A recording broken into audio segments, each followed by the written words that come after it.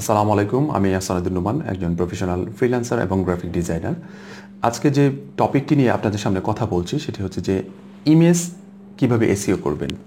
আপনার যে গিগ দিবেন সেই গিগ ইমেজটা কিভাবে এসইও করবেন, এটা নিয়ে আস্তে আস্তে আলোচনা করবো। আশা করি ইনশাআল্লাহ আপনারা ভিডিওটি শেষ পর্যন্ত দেখবেন।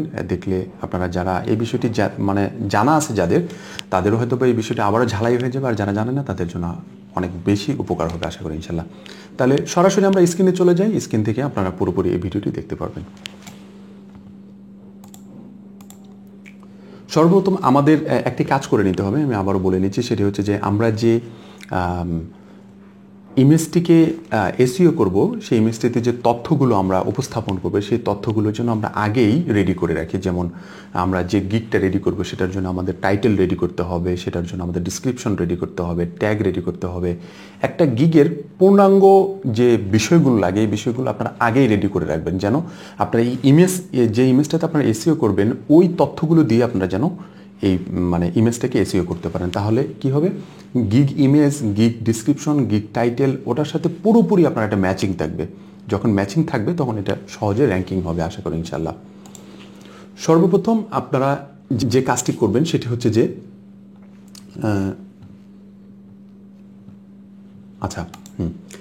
যে কাজটি করবেন সেটা হচ্ছে আপনাদের যে স্ক্রিনে দেখতে পাচ্ছেন, ইমেজটি দেখতে পাচ্ছেন, এটি একটি আমার স্যাম্পল ইমেজ হিসেবে আপনাদেরকে দেখাচ্ছি যে কিভাবে কি করবেন। এইখানে আপনাদের ফটোশপে আপনাদের ইমেজটা আপনারা নিয়ে নেবেন। নিয়ে নেওয়ার পরে আপনারা আপনাদের কাঙ্ক্ষিত ইমেজটাকে সুন্দর করে সাজানো গোছানো যেভাবে করা লাগে আপনারা সেভাবে সাজিয়ে নেবেন। এখানে আমার যে ডিসপ্লেতে ইমেজটি দেখতে পাচ্ছেন সেই ইমেজটিতে কিচ্ছু দেওয়া নাই, শুধু একটি ফটোশপের একটি আইকন দেওয়া আছে, যে এটার মাধ্যমে আমি বোঝাচ্ছি যে এটা ফটোশপের একটা কাজ করা হয়। এটা আমার কাছে মনে হচ্ছে যে আমি এটা দিলে হয়তো বা আমি এটা আমার ভালো হবে, তাই আমি দিয়েছি। আপনাদের যেটা মনে হবে যে আপনারা কোনো একটা আইকন বলতে কীরকম, যে আমি ফটোশপ রিলেটেড যে কাজগুলো আছে এই জন্য আমি ফটোশপ দিয়েছি আমার কাজটার জন্য, যে আমি এই কাজটা ফটোশপে রিটাচিং করবো মূলত। আর এটা রিটাচিং ক্যাটাগরিতে আমি দেবো বিধায় আমি ফটোশপের আইকনটা এখানে দিয়েছি। আচ্ছা, সর্বপ্রথম আপনারা যে কাজটি করবেন সেটি হচ্ছে যে আপনারা ফাইল মেনু থেকে ফাইল ইনফোতে চলে যাবেন। ফাইল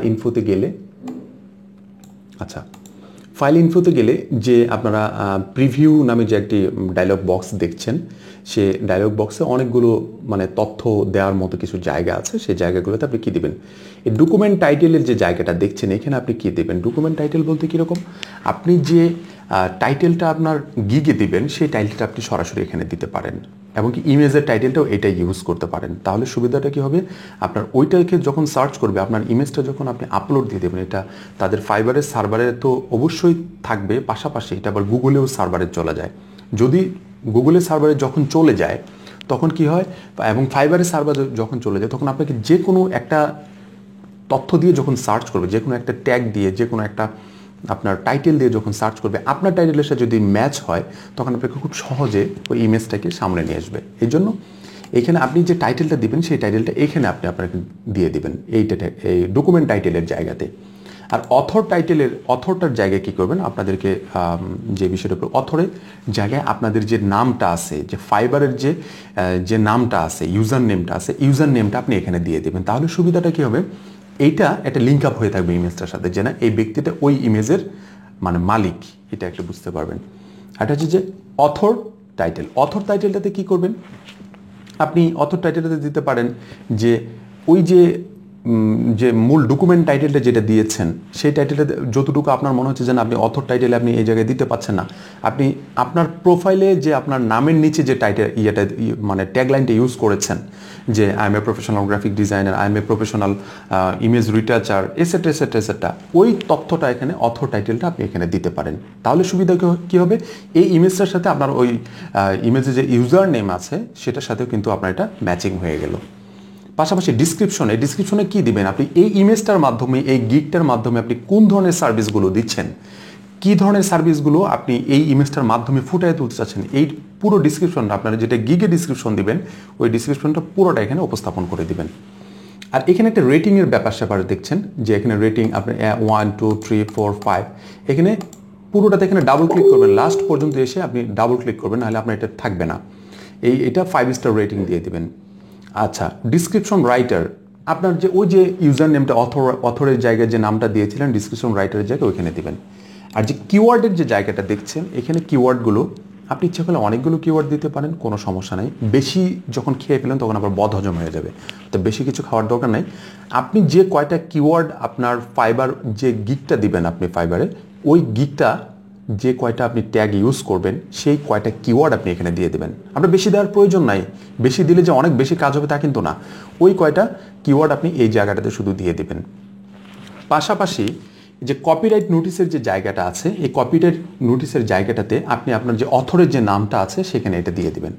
আরেকটা গুরুত্বপূর্ণ জায়গা হচ্ছে এখানে কপিরাইট ইনফো ইউআরএল, এই জায়গাতে আপনি কি করবেন আমি আপনাদেরকে সরাসরি বলে দিচ্ছি। আপনাদের যে ফাইবারের যে ড্যাশবোর্ডটা আছে ওইখানে উপরে যে লিঙ্ক বারটা আছে, লিঙ্ক বারে দেখবেন যে এখানে আপনার নাম ফাইবার স্ল্যাশ আপনার নাম ইউজার নেমটা যেটা দেওয়া আছে, কোশ্চেন চিহ্নের আগে যে নামটা দেওয়া আছে আপনার, ওই নামটা পুরোটা কপি করে আপনি এখানে লিঙ্কটা ধরায় দিতে পারেন, সরাসরি লিঙ্কটা ধরায় দিতে পারেন, কোনো প্রকার সমস্যা নেই। কারণ এই ইমেজটা আপনি সরাসরি কোথায় দিচ্ছেন, ফাইবারে দিচ্ছেন।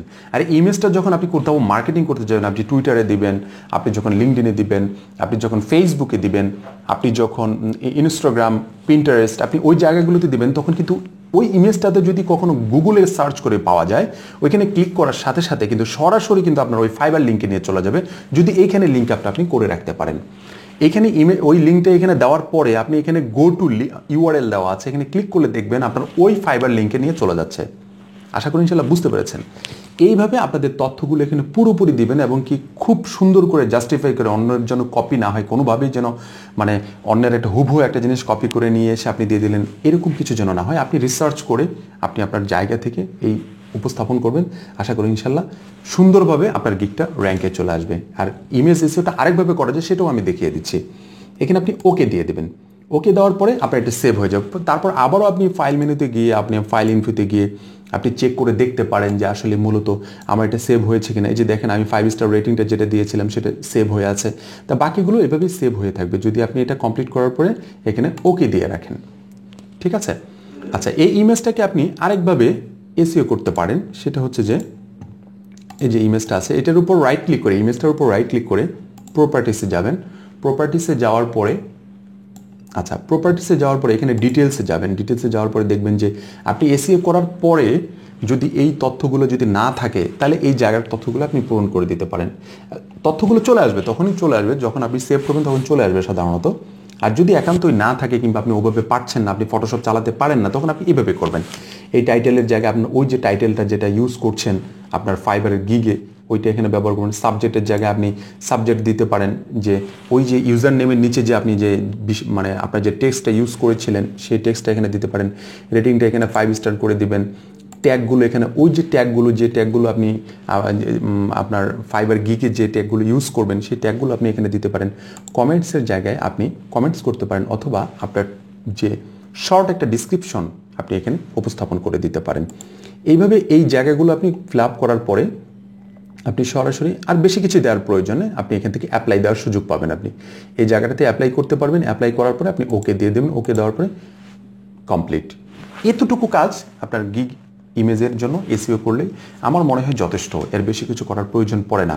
আর পরবর্তী যে আপনাদের জন্য কিছু ভিডিও নিয়ে আসছি কীভাবে আপনার ইনস্টাগ্রামে, টুইটার, তারপর লিঙ্কডইন এসেটা কিছু যে আমাদের যে মার্কেটিং করার জন্য যে জায়গাগুলো আমরা ব্যবহার করব প্রপারলি, ওই জায়গাগুলো নিয়ে আপনাদের সামনে কিছু ভিডিও নিয়ে আসবো, যে ভিডিওগুলো আশা করি ইনশাল্লাহ যারা জানেন তারা তো অবশ্যই ভালো জানেন, আর যারা জানেন না হয়তো বা তাদের কাছে হয়তো বা এই ভিডিওটি অনেক বেশি কাজে দেবে আশা করি ইনশাল্লাহ।